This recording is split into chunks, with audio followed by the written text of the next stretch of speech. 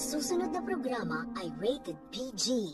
Ito ay nangangailangan ng patnubay at... Hello mga kapuso, ito po ang nakakatawa at mainit-init na ganap dito po sa Abot Kamay na Pangarap. Nang makita nga ni Lynette si Moira ay talaga namang pong namangha siya sa kanyang itsura at sinabi nga ni Lynette na bagay sa kanya ang kanyang itsura at amoy dahil nga parang dahil ang amoy daw niya ay bulok na gulay at nababagay daw ito sa kanya. Dito na nga inis na inis itong si Moira. Binigyan pa nga ni Lynette ng kas si Moira pero hindi niya ito tinanggap.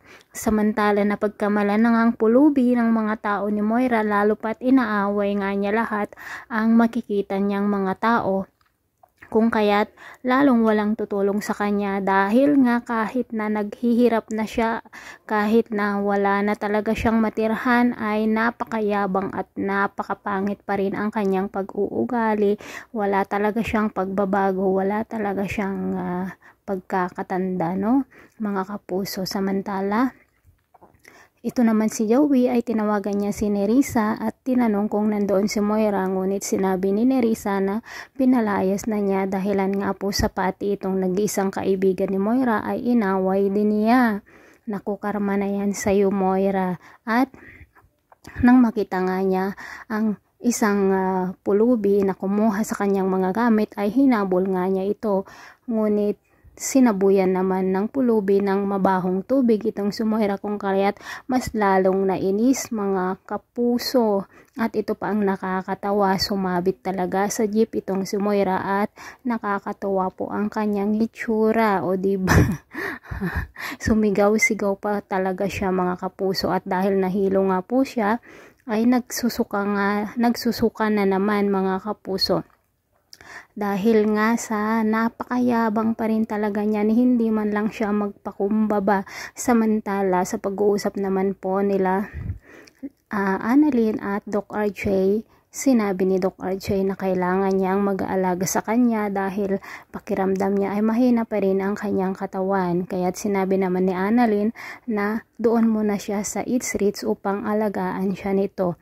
At tinanong nga niya kung alam ni Joey na nandoon siya. Sinabi naman ni Doc Archie na hindi alam ito ni Joey dahilan nga sa mga pangyayari ay nawala na rin ang tiwala niya dito. Samantala nakapagpasya naman sina Giselle at Don Pepe na uuwi na nga sa Pilipinas, lalo pa nang mabalitaan nila ang pangyayari dito kay Moira at Doc Archie. Sa pag-uusap naman ni Doc Lyndon at Doc Carlos, ipinaalala ni Doc Lyndon na mas mabuting kay Doc Carlos na mismo manggagaling ang katotohanan at sabihin na niya dito kay Doc RJ kaysa sa ibang tao pa. Kung kaya't dito na nga makapagpapasya si Dr. Carlos na sabihin na nga kay Doc RJ ang katotohanan.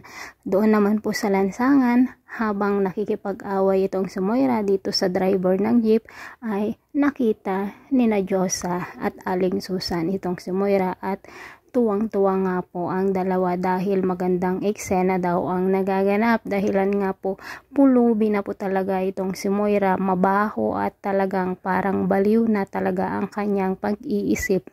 So thanks for watching. Abangan po natin bukas ang kapanapanabik pangganap dito sa Abot Kamay na Pangarap. Bye bye!